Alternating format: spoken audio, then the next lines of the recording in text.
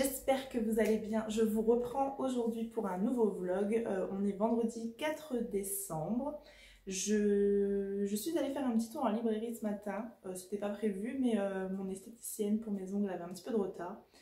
Du coup, j'ai été flâner en rayon. Je n'ai pas résisté à la tentation de me racheter un livre. Je vous montrerai ça demain. Je vous tournerai un petit book haul de tout ce que j'ai acheté pendant le mois de novembre et puis cet achat d'hier. Sinon, je vous ai quitté mercredi en vous disant que j'allais très certainement terminer ce mercredi le tome 1 de Agatha Raisin, donc c'est La Quiche Fatale. Alors, Agatha Raisin, écrit par MC Button, c'est le tome 1 d'une longue série d'une trentaine de tomes, je crois. On est sur un style cozy mystery, donc c'est-à-dire le côté enquête, etc. Mais on enlève tout ce qui est flippant et sanglant. Et donc, dans le tome 1, on fait la connaissance d'Agatha Raisin, une toute jeune quinquagénaire qui décide de prendre sa retraite anticipée. Elle revend son entreprise dans la publicité, il me semble.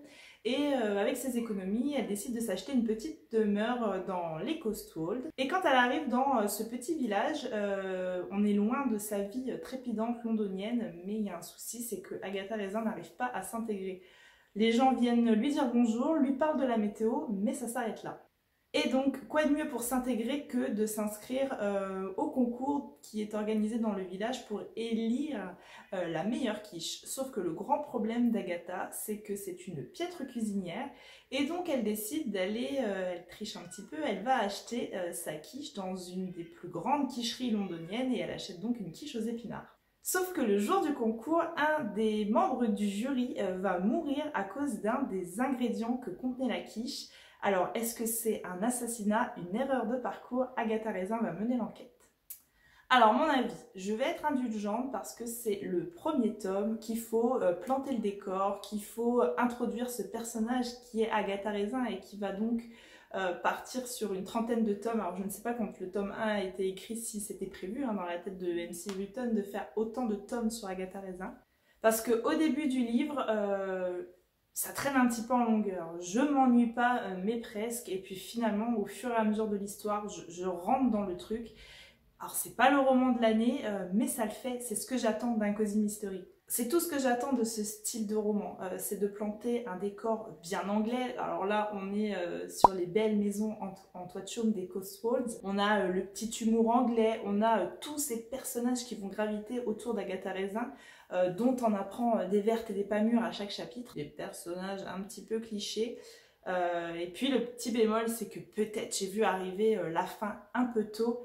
Mais c'est pas grave, parce que c'est quand même bien amené, c'est bien...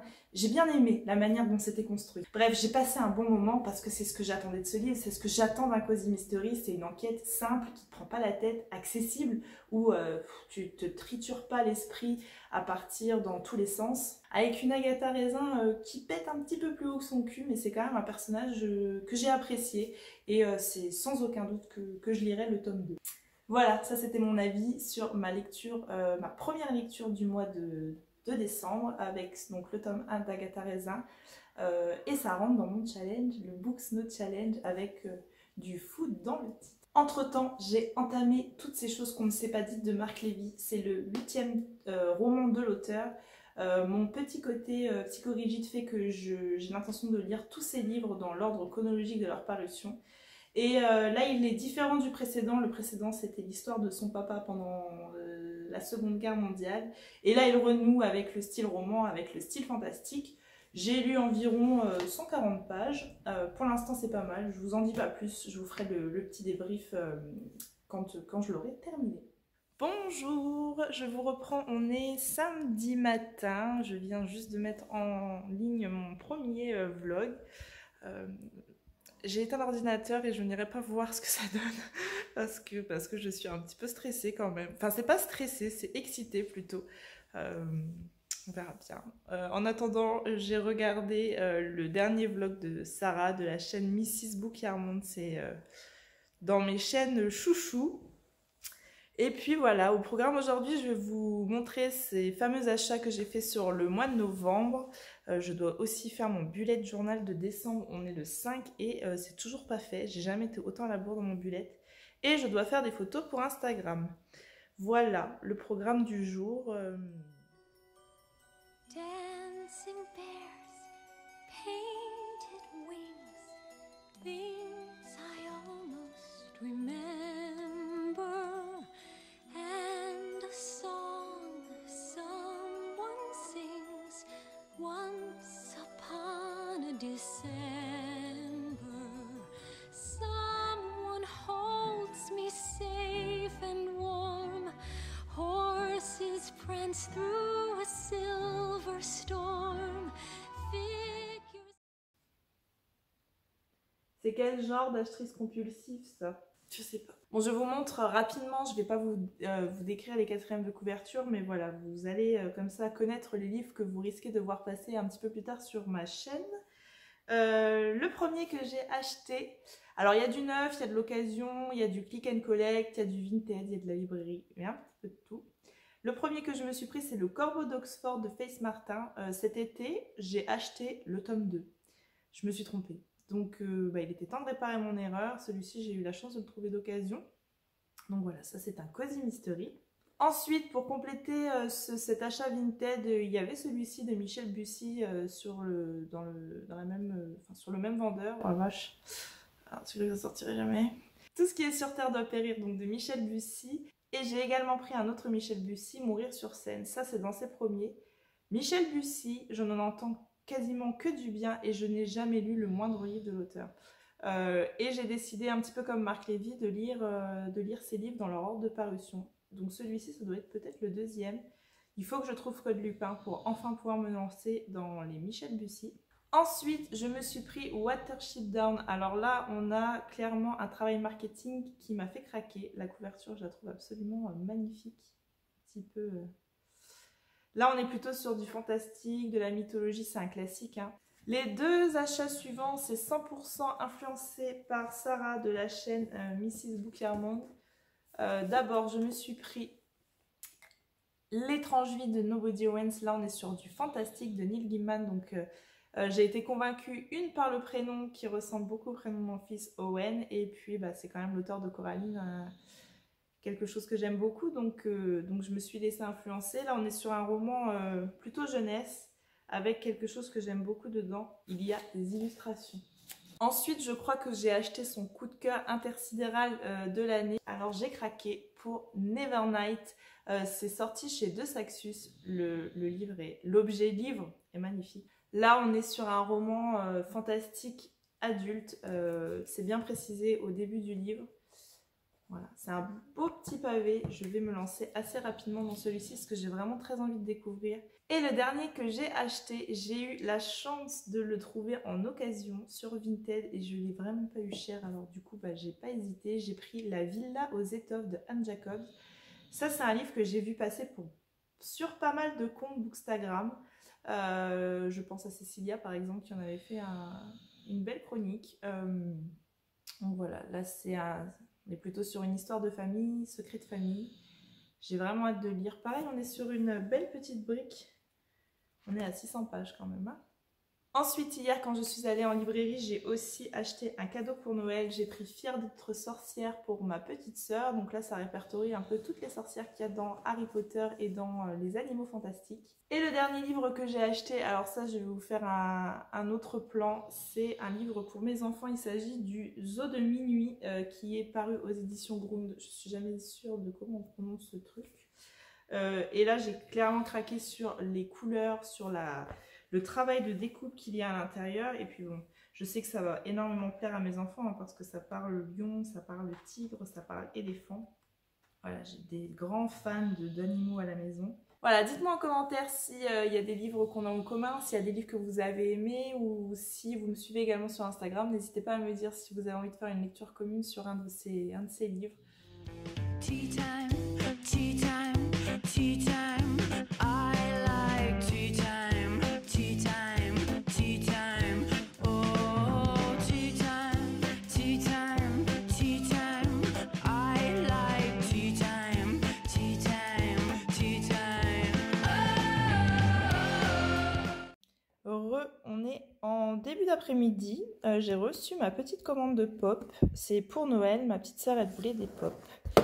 Elle veut se faire Harry Potter et Toy Story. Du coup, je lui ai pris ces deux-là. de Toy Story. Et comme je suis faible, je n'ai pas pu résister à la tentation et je me suis aussi commandé une pop. Enfin, j'en ai commandé 2 pour être exact. J'ai aussi commandé Esmeralda. Mais écoutez, ça sera pour le prochain colis. Hein. Je trouve qu'il est hyper bien fait. J'adore le bossu de Notre-Dame, c'est un de mes Disney préférés. Salut, je vous prends, on est dimanche aujourd'hui, c'est la Saint-Nicolas. Je ne sais pas si vous la faites, mais nous on fait la Saint-Nicolas tous les ans avec ma maman et puis les enfants. Sinon, j'ai terminé hier toutes ces choses qu'on ne s'est pas dites de Marc Lévy. Je vais m'installer et je vais vous faire un petit débrief. Et puis ce matin, j'ai fait une activité avec mes enfants. Mais c'est une activité pour tout le monde, hein. Autant les petits et les grands. Enfin, je vous montre ça après. Je m'installe et je vous fais le débrief.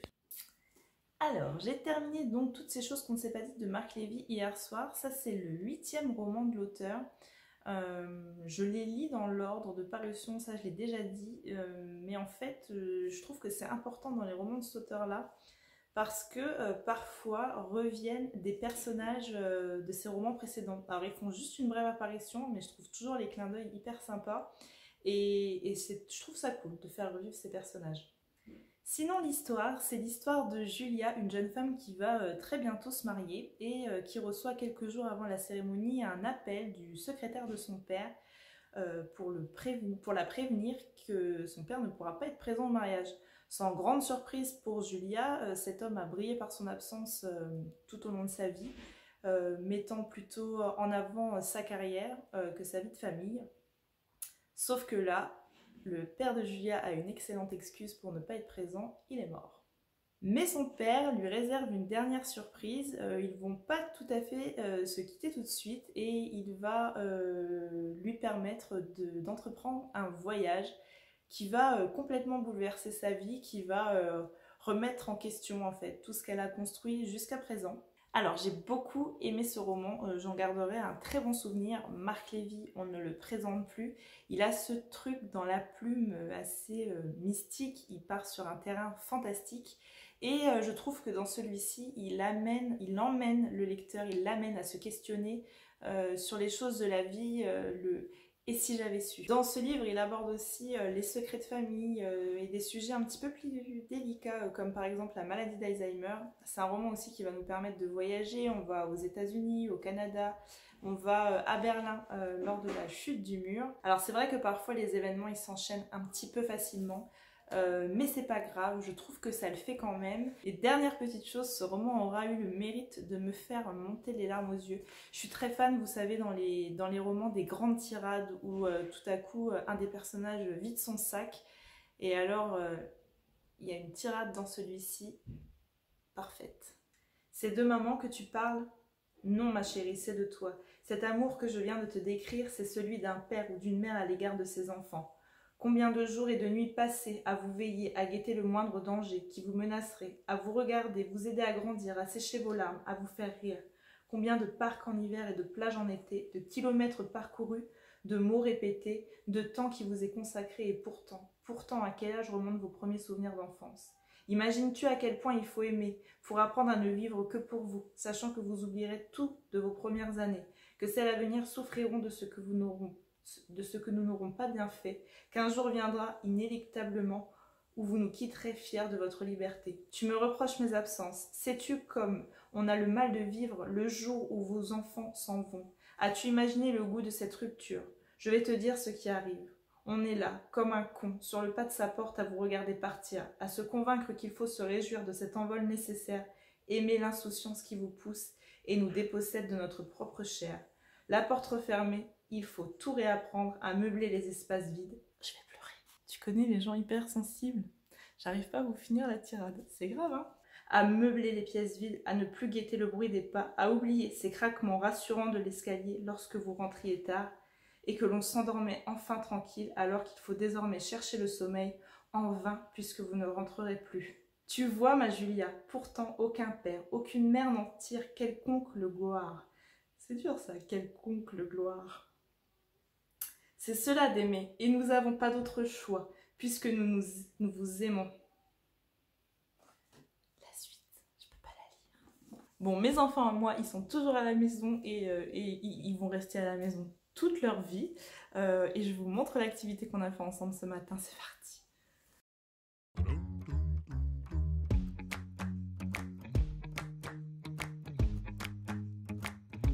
Snow on the ground, love in the air, sleigh bells are ringing.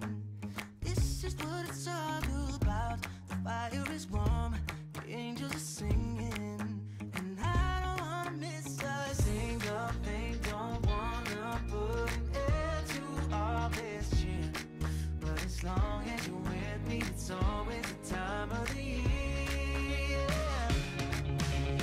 You make every day feel like it's Christmas. Never wanna stop feeling like the first thing on your wish list. Right up at the top, I can't deny what I'm feeling inside. Nothing fake about the way you bring me to life. You make every day feel like it's Christmas. Every day that I'm with you. Look at the lights, twinkling bright, 24/7. Every inch of Central Park is covered in white. This could be heaven, and I don't wanna miss a single thing. Don't wanna put an end to all this cheer, but as long as you're with me, it's always the time of the year. You make every day feel like it's Christmas. Never wanna stop feeling like the first thing on your wish list. Right up at the top, I can't deny what I'm feeling inside. Nothing fake about the way you bring me to life. You make every day feel like it's Christmas. Every day that I'm with you.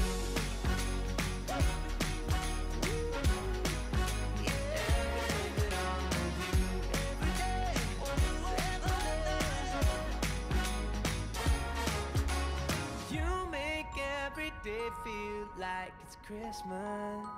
Never wanna stop feeling like the first thing on your wish list. Right at the top, I can't deny what I'm feeling. Salut, on est lundi, je vous prends en direct de ma voiture. Je vais aller faire un petit peu de shopping. C'était pas prévu, normalement je travaille le lundi, j'ai travaillé ce matin, là il est 13h. Et donc je suis au chômage partiel cet après-midi, je travaillerai demain. Je vais vous emmener avec moi, je vais essayer de finir mes cadeaux de Noël. Et puis m'acheter mon propre cadeau de Noël qu'on m'offre mais qu'il faut que j'aille chercher. Donc voilà, c'est parti.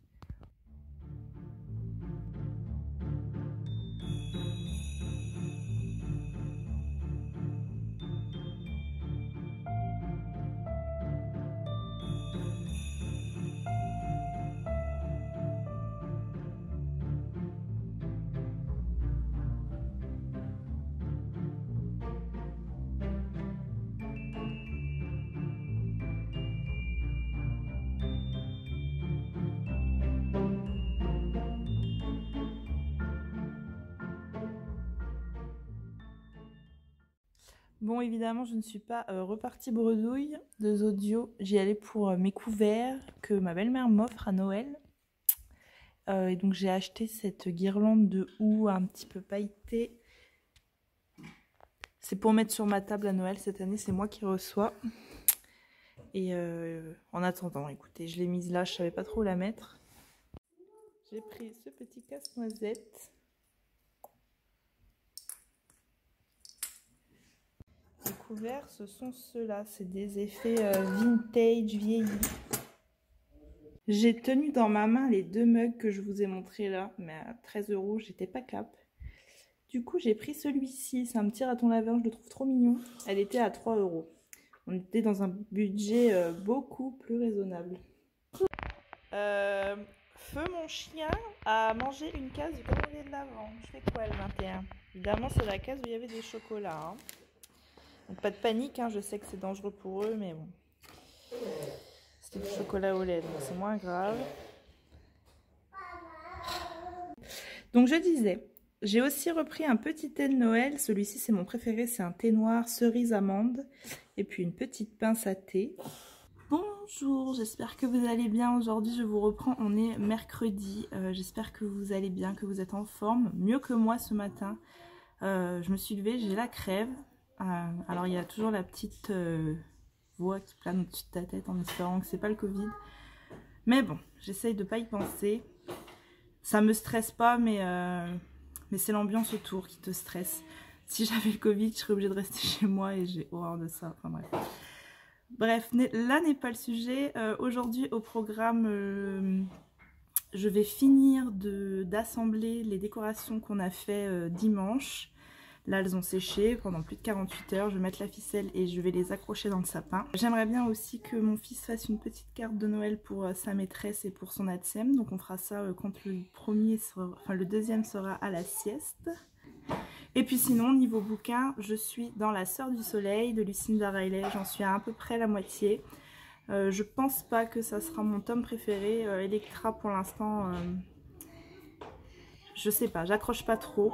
Mais je pense que son histoire finira par être très touchante, j'en suis certaine.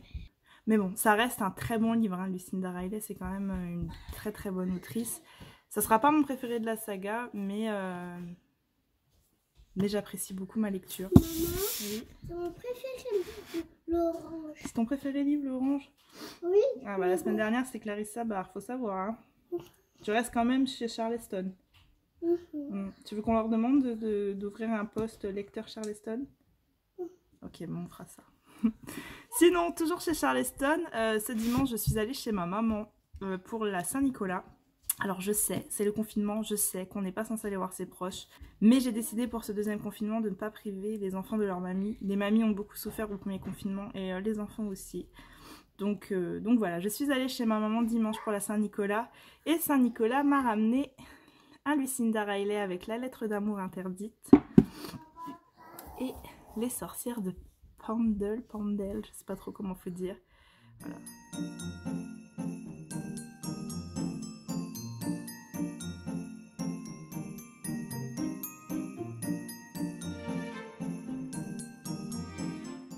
Voilà ce que donnent les jolies petites cartes qu'a fait Owen pour sa maîtresse et puis la TSEM. Puis avec j'ai acheté une boîte de chocolat. Il était hyper content de faire ça pour sa maîtresse, il était tout fier. Je vous reprends les mercredis toujours en fin de journée. Mon état s'est clairement pas amélioré, je parle du nez. J'ai commencé un petit peu à regarder ce que j'avais enregistré pour ce vlog. Pour cette partie là où j'ai le nez pris. Je suis navrée, c'est insupportable, je renifle toutes les 7 secondes 3.